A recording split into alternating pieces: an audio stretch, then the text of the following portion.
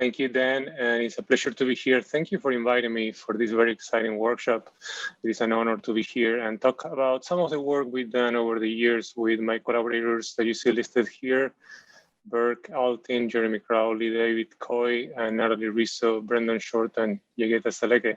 So what we are going to be showing you is some of the work we did in the context of avoidance and evasion of obstacles. What you see right here is a very successful experiment where on the bottom right, you see the reconstruction from the camera system, but the video shows how the vehicle, this is a crazy fly corridor that we fly in our arena, is able to detect rather fast the presence of this projectile that the student throws and evade it. But what I wanted to mention here, because I really like experiments, we don't do much about experiments, to be honest, but we work mainly on theory, but I also like to show experiments that don't work, and this is one of them. What you see right here is that the equator is getting hit by this projectile. And these raise a number of questions for us. In particular, how do we predict the behavior of the projectile that we don't know how it's going to impact the ground? There is some sort of uncertainty there. Also, as you notice, the reason that it's being hit is because there is a collision between the projectile and the ground. So we're talking about here rapid transition of the velocity of the projectile. So we're talking about, to some extent, non-smooth or hybrid dynamics of the environment, which is typically not used in prediction and in actual motion planning. This is the 3D reconstruction. And what we are advocating is that one needs to design these systems with robustness in mind. Actually, robustness is very important. I don't know if you're familiar with this very famous video game, which doesn't need interaction. But this was a very cool experiment. I gave this problem to a group of high school students that we work with over every summer as part of our outreach activities. And what I told them, look, let's figure out a way to come up with a way for Pac-Man to eat all the dots without hitting any ghosts. These are very interesting obstacle avoidance problems with dynamic obstacles. And as you see right here, this is the first cut algorithm before even we discuss anything. What happens with Pac-Man is essentially it's chattering around this particular region. It's not making progress. And the outliers here are these ghosts that are here moving up and down. And these are what actually are throwing off the algorithm in the system that they implemented in order to actually make progress and eat all these dots. So robustness has to be taken care of, even in very simple settings like the one I just described. So for us, predict with disturbance is critical, and then control, okay? For prediction, we need dynamics. So we need to figure out a good model of dynamics. And as many of you know, model predictive control is a very good a strategy to solve many problems when one has sufficiently enough computation power, right? So the idea is to predict the system behavior and then select the best decision. That's the core of model predictive control. If you're thinking about a continuous time model, what you have is essentially a trajectory of continuous time that is depicted here with this blue trace. And as the trajectory evolves, you essentially compute the cost of a trajectory, and then you pick the best trajectory according to the best input, and then you implement that in the system up to some time. Let's say that this is periodic, and then you redo this computation again, checking the cost, and then you apply that particular amount of control, and then you repeat this over and over until hopefully, let's say we want to have that state converge to zero. Okay, so model predictive control is very powerful because one can solve those optimization problems associated to finding the inputs in an optimal manner with constraints. And very importantly, something that is not obviously clear all the time is that you don't need to have a closed form expression for the controller. This is essentially the resultant of the solution to an optimization problem. But even MPC, some of my colleagues and myself and some others have shown that it can be non-robust in certain settings, in particular when there is noise.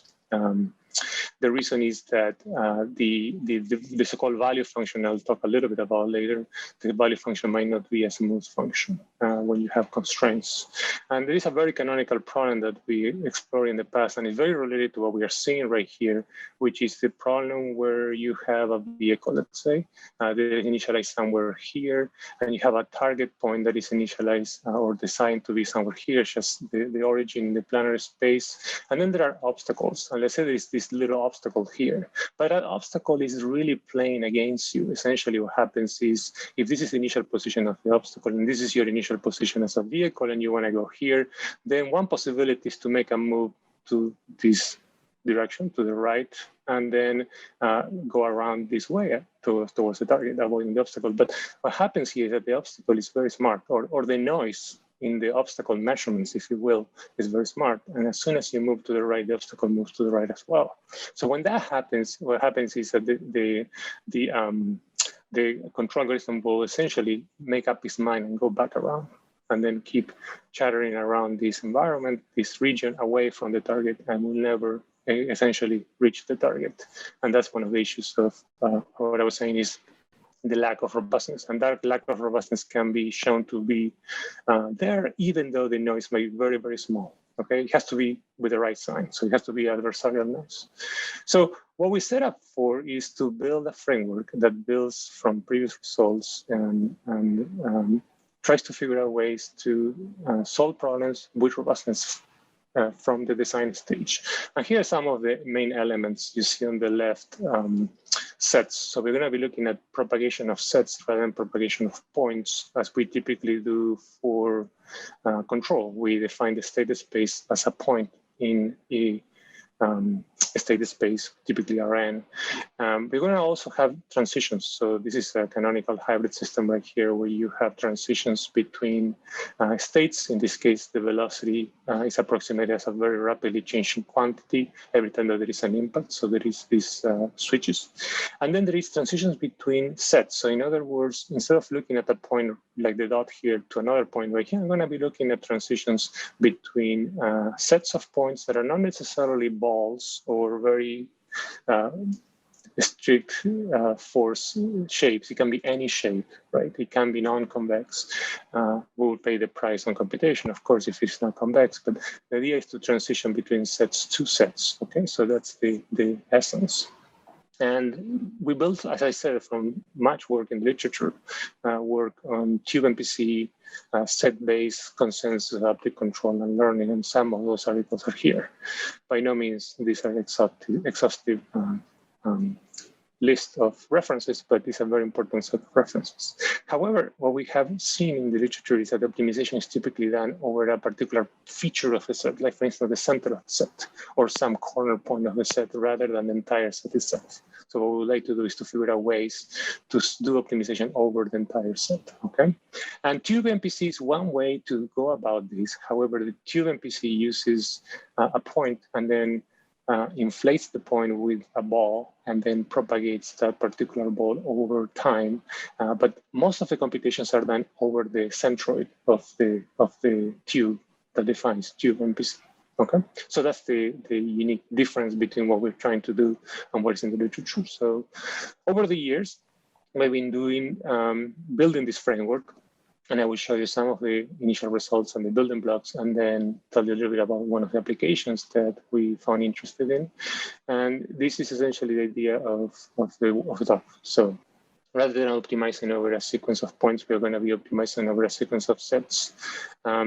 The framework is powerful because now you can apply these at the current stage for continuous time or discrete time systems, and you can do uncertainty propagation of the system. In other words, given an initial set, you would like to know how far would the trajectories will go with the uncertainty. This essentially is a reachable problem with uncertainty. Naturally, you can do reachable set computation with these tools if you can compute the trajectories. And then very importantly, in the context of applications that we're interested, most navigation vehicle control problems require safety, is the need to understand how safe the system is. Once you understand safety, you might want to have detection and evasion of collisions, and that is where the algorithm will kick in. And it will become some sort of an event in the system and lead to some sort of hybrid system. So collision detection and evasion is essentially what we're interested in, and with robustness through design and robustness to uncertainties. Okay?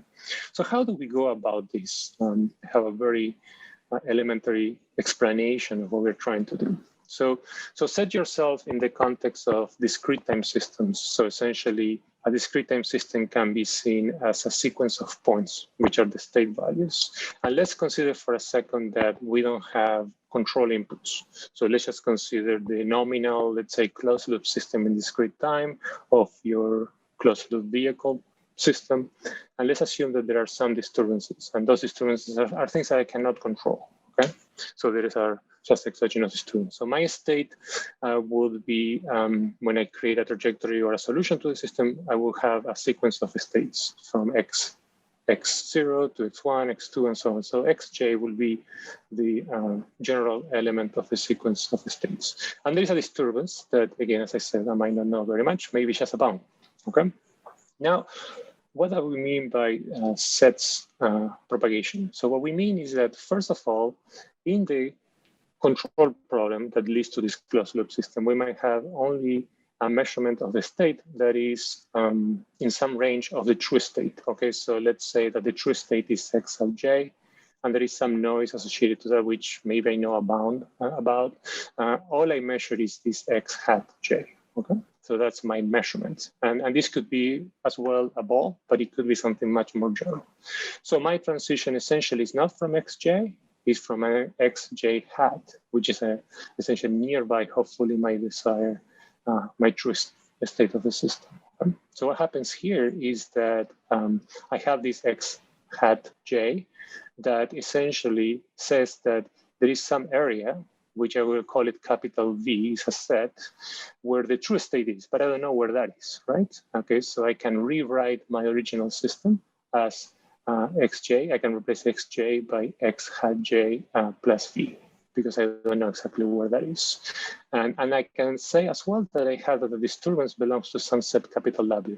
Okay? So now what I have is that the new value of my state with this uncertainty, because of the measurements of the state and because of the disturbance, might lead not only to a point xj plus 1, but also a set xj plus 1. And that's what we obtain right here. So what we do is to encapsulate these possible values of my true state into what we call a set state, capital X, okay? And at the instance J of discrete time, we have a set capital X sub J. So that's defined my current state, which is a set. My new state, by taking the worst case value of my disturbance, which could be changed to something more tighter, if you will, we can now say that the evaluation of my function G that defines my system, my closed loop system, at the current state, which is a set, and for all possible values of my disturbance, will define my new state, which is also a set. Okay? So now, to somehow keep track of this, what I can say is that I have a set value map. I have essentially a difference inclusion that now tells me what the new value of my state will be. So I could write here x, capital X sub j plus 1 is an element of this possible range of sets that I have, okay? And that's what we have right here, the new value of my state. So putting this together in the context, again, of closed systems to be simple from the beginning, we have an initial point that in nominal conditions will create a trajectory that's a sequence of points. And what we do is to replace that by a sequence of sets. So that's essentially the sequence of sets that I was constructing. These sets might be anything that the dynamics and the disturbance might be, okay? The disturbance might depend also on the state. That's no problem to incorporate into the system. So that's the concept of going from a nominal discrete time model given by a difference equation to a perturbed discrete time model given by a difference equation, and then going to inclusion, if you will. We're going to remove the inclusion because we're going to take also the worst case. So what we actually have now is a difference equation in the sense of sets. Okay, so this is the most compact form to write this down. What this means is that I have a dynamical model in discrete time that given an initial state, x sub 0, I can create x sub 1, x sub 2, x forever, up to whatever I want by evaluating the set, by evaluating the map G on this current set. Okay? I might create an output as well. And as I was mentioning this, or illustrating this picture here, we may also want to have some constraint. And that's very important because we would like to make sure that the sets I propagate always remain in a safe region, okay? Or that always satisfy some constraints of the system, like actuator or measurement constraints. So that set that I call capital D is essentially a subset of the state space where the entire sequence of sets of my system needs to always remain, okay? So that's a constraint that appears right there. So capital X is the set value state. It's not the state space. The state space is Rn, is Euclidean, as I mentioned, N. We have some output that we can create, and that output is what you see right here, Y. If you're doing measuring the state, then that function that defines the output, capital H, will be just the identity function. And then we have a set D that is probably something that is not always in your research, but it's essentially the constraint that we might incorporate in MPC, the constraint that we might want to always satisfy for all times for the state, even with the perturbations, okay?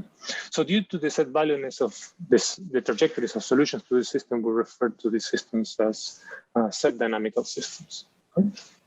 And certainly, if you now develop any sort of theory for this type of systems, then you can cover the case of points. So essentially, discrete time systems in the classical sense, where every trajectory is a sequence of points, is covered by this framework. Okay, so you don't lose a generality.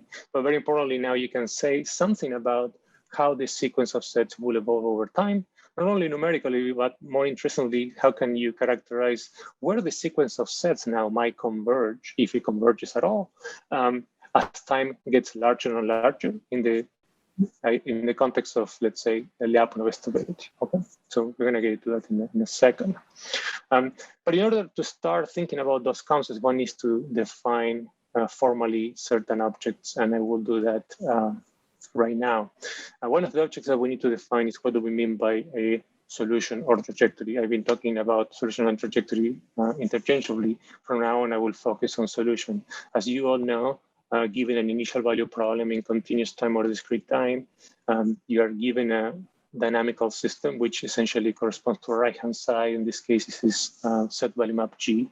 And now what you're interested in is, given an initial condition, the existence of a solution to the system. So first of all, we need to define what a solution is. And this slide essentially introduces that.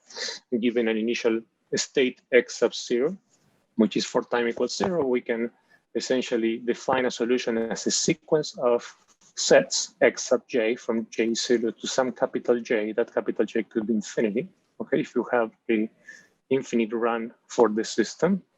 And that sequence will need to satisfy essentially the relationship with G, okay? X0 generates X1, X1 generates X2, and so on. And certainly they always need to satisfy the constraint. In other words, every element in the sequence needs to belong to the set D that I define as a constraint. If it happens that the map G takes an element on the set outside the set D, then it will not qualify as a solution. And it will be essentially saying that the solution cannot continue forward in time. That would mean that capital J will be a finite number. And that will be essentially saying that the system is not safe. Okay, so essentially what you're looking at is always being able to create solutions that exist for arbitrarily long time. In other words, never leave the constraint set. Okay, and that's essentially the essence of MPC when you define solutions for MPC. There are some notions here that we don't need to really get into, but let me just say that we're interested in solutions, as I said earlier, that can always be continued. And we're going to collect all the solutions that are maximally defined over time in this set calligraph S. Okay, so given an initial set, calligraph S of the initial set contains all the solutions that are created forward in time. Okay. So that's essentially what we're doing. So why do we care about this? Well, let me give you a little bit more of a connection to applications. So you start with your closed loop system and you design, let's say, a controller, maybe via MPC or maybe using other tools. And then you end up with a discrete time system of the form, the new value of a state, which I denote as x plus equal to g of x, which is g is the dynamical model, essentially the right-hand side of the system that defines the dynamics, and then X is the current state. So suppose that you start from that, and then you're questioning whether the system is safe. Okay, so one way to assess that is to compute the reachable set. But as I said earlier, typically interested in a reachable set from a large initial set, not just a point, right? So let's say that the initial set is this x sub 0. So essentially, with our framework, the reachability problem consists essentially on evaluating whether any of the elements in the sequence, which is essentially this right here, intersects with unsafe set. Okay, so that's essentially a depiction of that. Another thing that I mentioned earlier is the question of uncertainty propagation. Again, you started with a discrete time model that was well designed for a particular task, and then you would like to know how would the trajectories of the system change when some noise enters into the system, okay? So I start with my nominal model. I append a disturbance, let's say, as the argument of the function. That's my earlier W, and that will create essentially a wider set of points, a larger set of points that I can explore. And then maybe the value of the function itself is also perturbed by some other function of the state. And that creates additional growth on my evolution of the system. So that's essentially my defining my dynamical system in this set dynamical sense. And that is what I can actually understand and try to analyze now. So at this point, we understand, hopefully, what do we mean by a sequence of sets? Who generates the sequence of sets? This function G subject to the constraint on D. And we know a little bit about the applications of this. Okay. And we have a well-defined notion of solution. How can we now say something about where this sequence of sets converges to? Okay. So we will need to get into some sort of distance between sets notion, and we will need to understand how to enforce, without checking the sets, where do the sets converge? That's essentially the importance of Lyapunov approaches. So there are quite a few works. When we started working on this back in 2013, not that many. We found an earlier precursor in 1977, 1978 in the literature of generalized dynamical systems. Generalized dynamical system corresponds to a field of systems, control and closed loop systems where one doesn't really care who generates the solution or the trajectory to the system. Essentially, what one cares is how do those solutions evolve over time. So there is this very nice piece of work from the literature that shows that you can actually say some things in very general cases about how the sequence converge and where do they converge, okay? There is also very important work by Arnstein and Rakovic in the context of invariance when one has inflations of sets. This is a building block of tube MPC and creates essentially a number of results for forward invariance of sets. And then there is other pieces of work about how to do this for both continuous time systems with set value solutions, and I mentioned some of those. What wasn't clear and we couldn't find for us were two things. First, what are the weakest conditions that will guarantee that there exists essentially a limit of the sequence of sets? And then the second one is, under what conditions that look like Lyapunov-like conditions can we now say where that set sequence converges to? So those were the two things that we have been interested, and we haven't found in the literature ways to solve. And that's what we're focusing on. And we're using variational analysis tools, mainly the book by Rockefeller and Wetz. So I'll give you a glimpse of that, and then I will jump to the application. But essentially, when you have sets, like for instance here, two sets, calligraph A1, calligraph A2, one can relate their distance using the so-called Hausdorff distance, which is essentially the worst error between any two pair of points in the set. Okay, so now imagine that I'm interested in having my vehicle converge to the desired target, but my vehicle state now is a set, so my desired target will also be a set. What I would like to know is under what conditions the distance between the state set of my vehicle and the target set of my target is equal to 0, which means I coincide with the set. So that's one way to go about defining the Hausdorff distance. One can define a different distance, which will allow my sets to be inside the desired target set. And that distance that I define here can be used to define such notion. But what is, in my opinion, very interesting is that now you can define using the distance between two sets, using the Hausdorff notion, you can define stability. So what you have is, if your target set is this set calligraph A, and your system has set value trajectories or sets that are sequences defining the trajectories, then what we would like to know is that whenever my initial set relative to the set target set is small in distance, then what I have is that the solutions remain small. Okay, so for every closeness, I can find a level of closeness such that my trajectories remain nearby the desired target. So this is a stability for every epsilon that exists delta. The other notion that is more difficult to attain and requires Lyapunov-like conditions, which we developed, is that I would like to know whether the distance between my sets corresponding to the sequence elements of my solution relative to the desired target set converges to zero. Okay, and as I said earlier, if this distance goes to zero, it means that my solutions actually coincide in the limit with the desired target set. Okay, so that's somewhat descriptive here, that if you desire a particular epsilon of closeness, then there has to be a particular delta so that my trajectories starting within delta of the set that I want to converge, which here is in orange, I will have it over time, they will remain within the desired level. Okay.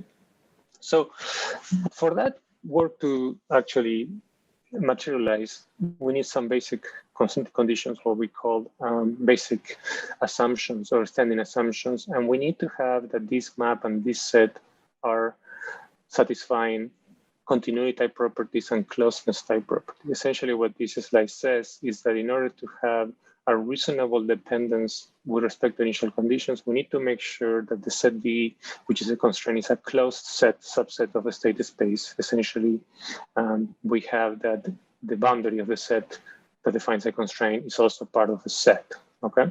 And that the map that defines the evolution of the state that is set value for this system has also a regularity property, which is the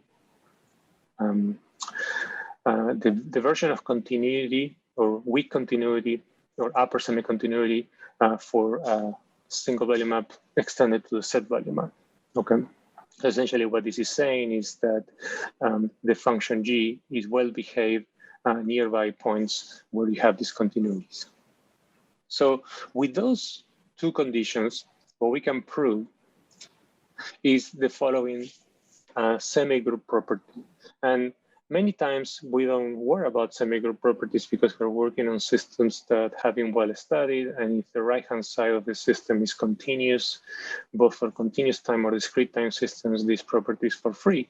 But when it's essentially a new class of systems like set dynamical system, this property needs to be studied.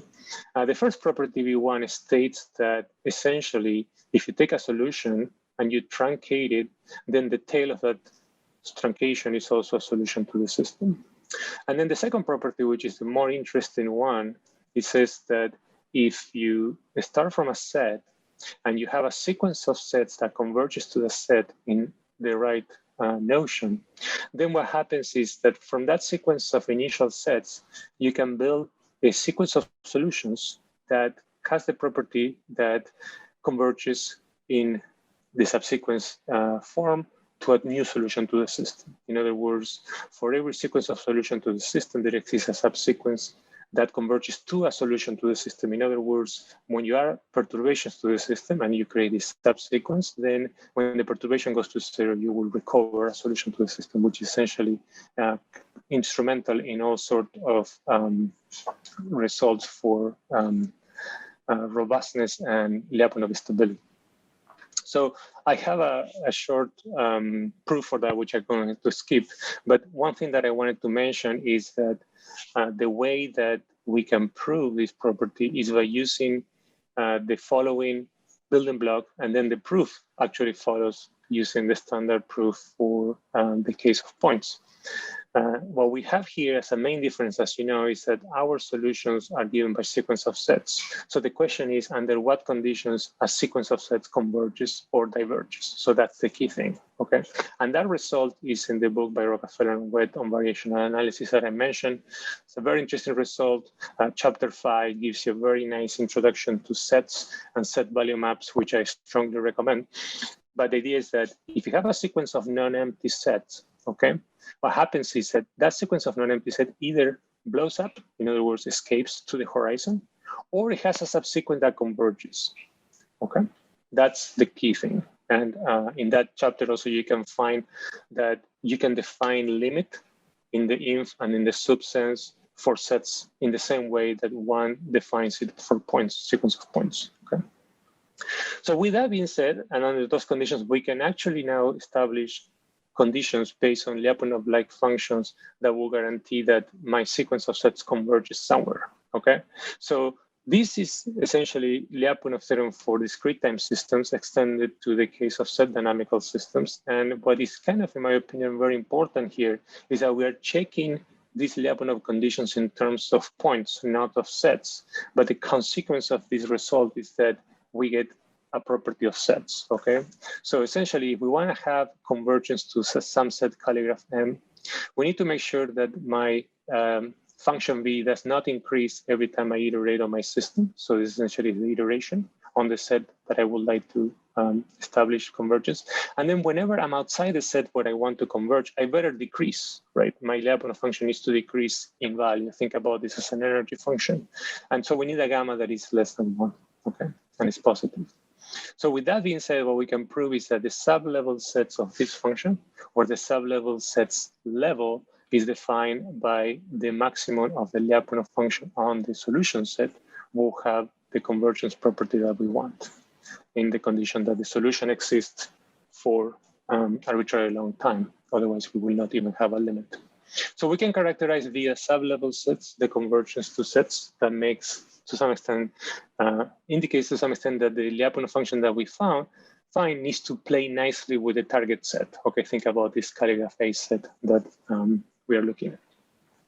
Let me now move a little bit to the case of input. So I give you a flavor of what it means by input. And actually, we are currently developing some of this theory with some of the people I mentioned, and also with Jonathan Sprinkle, who's going to give a talk after me. But now you have an input to the system, right? So now we want to do control in the presence of disturbance, in the presence of uncertainty on the set. The same story applies. We can now have the control input play a role in the new set. And then we have now a recurrence of my system, but dependent on the input that I'm going to apply to the system, okay? So now you're at this point and you can say, well, if I can figure out what the input should be, then I go back and I apply the tools that are already presented and I decide control algorithms. But the problem here is that we typically don't know what the control should be, especially with the case of sets. So we want to do, as I said, model predictive control type of control for this type of systems. And this is here the difference. So now on the left, you see point-based model predictive control, where you have a cost function that depends on points. On the right is our current set-based model predictive control, where now you have sequence of sets, and the input also might be a sequence of sets as well in general. And now we have a cost function, which depends on some stage cost and on a terminal cost for the MPC program, okay? So our propagations now are sets, as you see right here, the propagations given by sequence of points, okay? So we can now define a cost functional that we will pass to our MPC control problem. We might have constraints. Typically, we have constraint not only on the state, say for safety, but also on the input because of control actuation and some limitations. And now we are really looking at finding this star solution, this optimal solution. However, as you know, we're going to try to do this over a finite horizon, just let's say n steps of my execution, which might go all the way to infinity, right? That J might go all the way to infinity. And we would like to solve this problem over the finite horizon. And after n steps, we redo this over and over and keep going, okay? So one of the things that is important here to understand is that now we are transforming essentially these quantities, which are sets, which are my solution to my system into scalar quantities. So this L essentially takes a set as an input, which might also depend on the input itself, and then it will give you a quantity, okay, a quality of the set. So that's where you could probably look at the central, you could probably look at the energy and weight it along over the set and so on, okay? And then we also have the constraint. Now, let me say that since we are doing terminal cost type of MPC, we have a terminal cost set. So essentially, we would like to have that after these n steps, the state of my solution at the n step is in some particular set, okay? And that's the terminal constraint set, denoted XV, okay? So these are also subsets of the state space as written there. Now, for the context of collision avoidance, which we apply to a particular problem I'll show you this in a minute. We define a set that is essentially tailored for safety. So essentially what we are looking at is if I have an obstacle in my environment, which I will assume for now that I know what it is, and I have my state, which is a set, I would like to make sure that this quantity is larger or equal than some number. In other words, let's say the distance, if this is the house or distance in our particular case, will be larger or equal than some positive number. So that's essentially how one can construct a constraint set. And then if hybrid MPC with set dynamics will find essentially a solution, means that it does satisfy the system constraints, okay? So that's its safety dynamic. However, when you start thinking about this, and in the context of the fragility of MPC to noise, what one realizes is that this transition, because it's discrete, might actually jump over the set that is the obstacle, okay? So what we do in addition to that is to compute the convex hull between the current and the next state, which are both sets, okay? So we replace this X by X union with the new value of X convex hull between all those two, right? So now the question is that we have the framework and the machinery. The question is, how can we do this? What kind of sets can we compute? If the set is very complex, can we now say that this is going to terminate? So computational issues is what from now on will pop up, right? So we have been working on several special cases, and one of them is the case where the sequence of sets are given by convex polytope sets, okay? And let's consider now the case where the plant itself is also linear. In that case, we can now build our set dynamical system where now I'm going to propagate convex polytopes for the state, and let's say also for the input with some robustness guarantees. So then what I can do is to say that I will have the vertices of this convex polytopic set evolve according to the dynamics of my system, right? So I have P corners, and those P corners evolve according to those dynamics. So let's say I consider just 4 corners on the plane. So this is essentially my initial set, let's say. And then my next set is given by the evolution of my system under some control up in input and maybe some disturbance effect.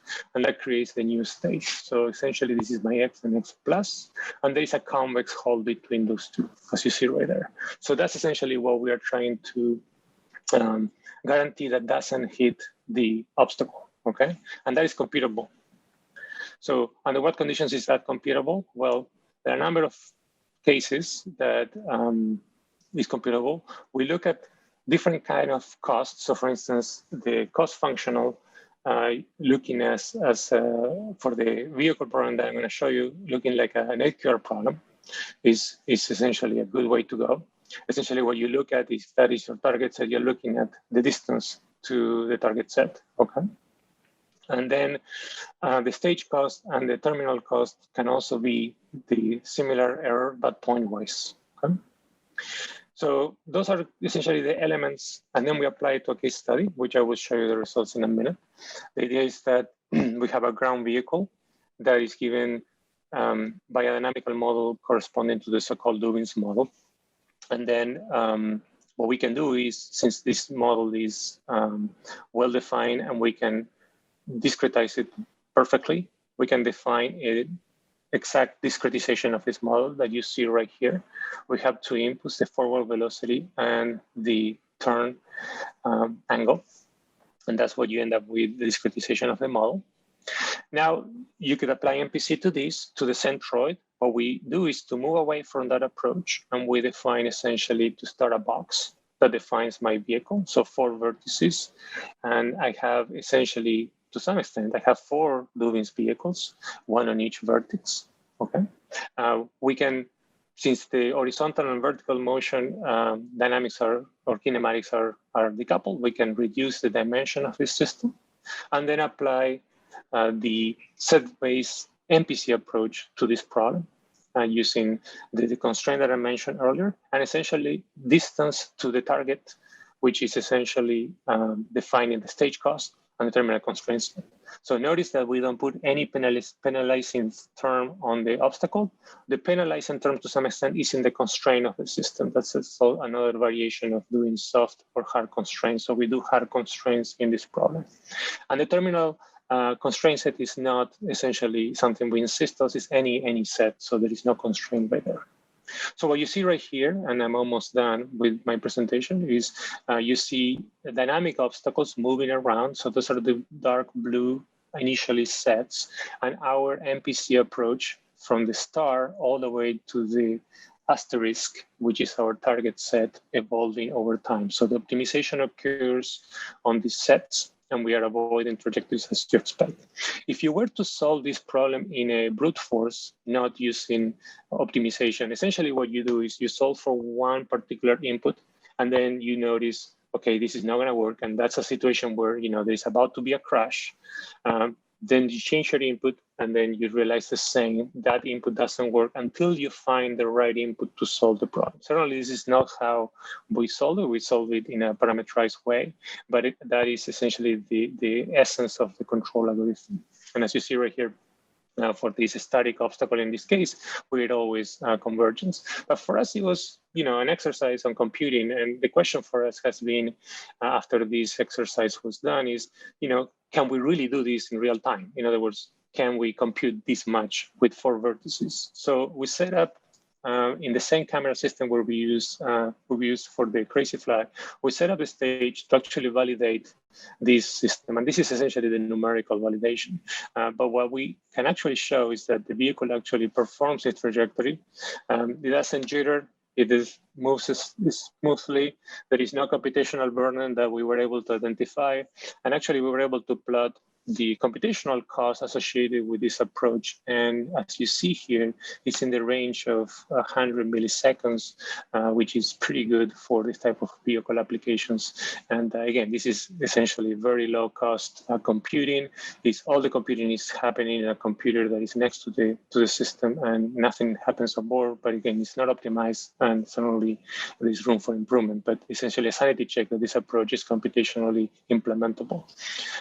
Since then, we have applied this to a number of other problems. This is prediction for power conversion, where we predict where the trajectories are going to go over time, and we make sure that we switch to the mode of a power inverter in this case to maximize the time between switches. That's very important for the control of power electronics, where you really want to minimize the number of switches in the system.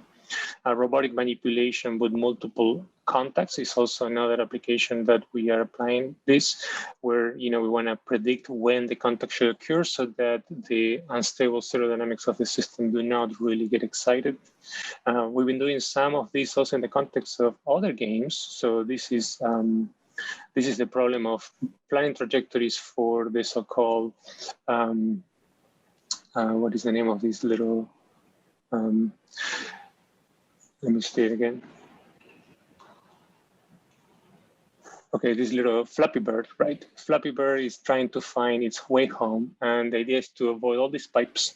And Flappy Bird, as you see right here, is a second-order system for which we need to find the trajectories to get to the end, and it needs to find it very fast because otherwise gravity is going to make Flappy Bird hit one of these pipes. So computing fast is very important, and designing those trajectories with uncertainty is also critical. We've been doing some work on walking robots where we try to understand how the uncertainty on the impact time will play a role in the dynamics of the system. And of course, you would like to see what happens with that Pac-Man, right? So here it is. So this is at the end of their high school time. The students came up with a Pac-Man solution that essentially filters out the ghosts that are right there on that little box. As you see, Pac-Man is making progress. This is all autonomous. There is no intervention. It gets a little risky right there, right? But then it hits a corner case, and that is the end of it. So a lot of room for improvement. So that's essentially what I had prepared. We introduced a set-based MPC framework with basic building blocks to understand stability and safety for this type of systems. There's a lot of work to be done from the controllability aspects to how to actually make these systems implementable. So we need to define a lot of numerical tools for these type of systems that are, that are guaranteed to compute. So thank you for your attention. I'm here to answer any questions.